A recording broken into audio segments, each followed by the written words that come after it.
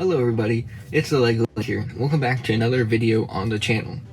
In today's LEGO review, we're taking a look at set 6205, the V-Wing Fighter from LEGO Star Wars. This set released in 2006. It has 118 pieces and one minifigure. This is based on episode 3 of Star Wars Revenge of the Sith, and these V-Wings appear in some scenes throughout the movie. This is actually the first version out of 3 V-Wings we had. I've reviewed the other 2, so this one will complete the trio. And this set is about $25 used and $56 new, so relatively cheaper to get. Still a decently hard to find set, I think. But yeah, on the back we can see some of the alternate builds to the set, along with the features of the set and some other things. I've actually taken a look at both the ARC 170 and the Anakin Starfighter scene on the back there, so check those reviews out as well. Alright, so the only figure that is in this V-Wing set is, of course, a pilot, because why would there not be a pilot to the ship? And this is the old style of clone pilots, so it doesn't have the most accurate look, but it still looks fine. I really like the sand blue for the legs and the arms, and the torso has a nice print with some breathing tubes, some other designs for like panels and control stuff like a normal pilot suit.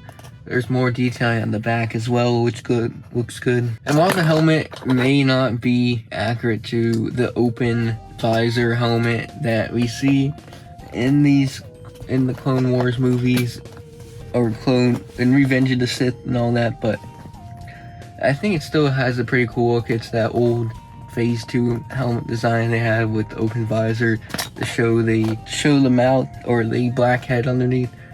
Has some nice printing on there with some black designs, some more sand blue printing, some Rebel insignia on the helmet on the sides. Looks pretty nice. Overall, it's a cool figure to have. Nice one to army build with, even though it may be a little inaccurate. So here is the V-Wing, and it's relatively small and not much detail to it, but it was the first ever V-Wing, and I still think it has a pretty clean look to it. So let's get to the front and look over it. So on the front we have nice little curvature and triangular shape here and sloping, and we have, of course, the iconic red of the ship, and it uses that older dark red coloring from the early 2000s, which is still one of my favorite colors of LEGO piece. I really like by the cockpit how they get some nice shaping here with the red there and then a bit of the gray poking out underneath. I just think it looks really good.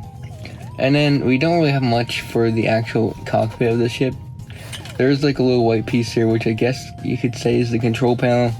There definitely is enough space though to fit a full minifigure in there. They give you a lot of room. And then of course the cockpit piece is just a relatively common one used in Star Wars vehicles. It just connects to these 3/4 studs there, and then you can just take it off pretty easily and put it back on. So you can put the minifigure in and out. There's just a little bit of a gap there, which might be annoying to some, but it's not really visible if you're looking at it from above. Underneath we get these 2 slanted gray pieces which act as the landing gear, so they hold the ship up so it's able to look like it's landed, but they're not retractable or anything.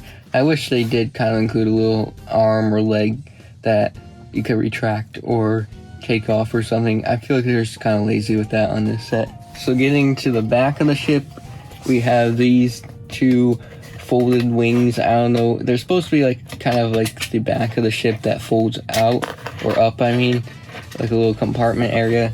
But yeah, they just on some little hinges there. They can fold up, allow some access to this little area back here, which has some more slope pieces. And we also get the head of an astromech droid, a red one, which I do believe is the same one they use for Obi-Wan's astromech in some sets. But still is a really nice design. Maybe they should include the full astromech though. But we also get a Rebel insignia again, a same one that we on the clone helmet. It is printed. It's the only really printed piece in this set. And then on the back we do have some engines or thrust there with some these trans green pieces used for the thrust of the ship. And then these pieces just fold back down. I don't really even know why they're here. They don't really serve a purpose except covering part of the slopes up, but I still think they have a nice design. And I do realize that these pieces need to be fixed, which I will fix later. So the final thing we're going to look at now is the side wings. And one unfortunate part about this set, and if you've seen the other two reviews, you may know this play feature, these wings don't rotate up and down. Because in the other sets, you're able to rotate these and these circular areas and move them, but this one, they just stay stuck in this position, which kind of sucks. I wish they could have added that, but at least they do that in the future sets. And then the wings itself don't really have too much detail. We do have a little gun coming out of the side here using some of these pull pieces and technique. Then of course the wings coming out from the main part can be folded down when you're landed, or folded out when you're flying, including on the other side as well. I think it looks pretty good when it's kind of out instead of folded up. It creates that V shape, which the wing or the ship is named after, of course. But yeah, then you can just fold them back down. They kind of just sit there nicely. And then we have a bit more red. We have like a red dot here, a bit of red poking out on the side. And yeah, besides that, that's pretty much it. Again, you have the wings here. And then on the other side, it's pretty much exactly the same thing. So I just wish they could have been moved up and down instead of just staying in one singular position. In conclusion, this set isn't really the best, I would say. The figure is nice, though a bit inaccurate. The ship itself has a clean design. I just wish there maybe could have been some printing, or maybe even stickers that add more detail. And there's just like a lack of play features to this set.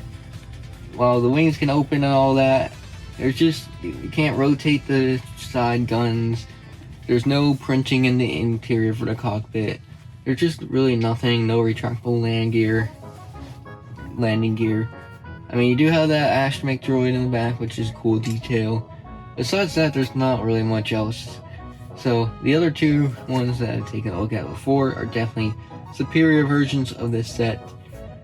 And yeah, that's just my thoughts on it, so I'd probably give it only like a 6 out of 10.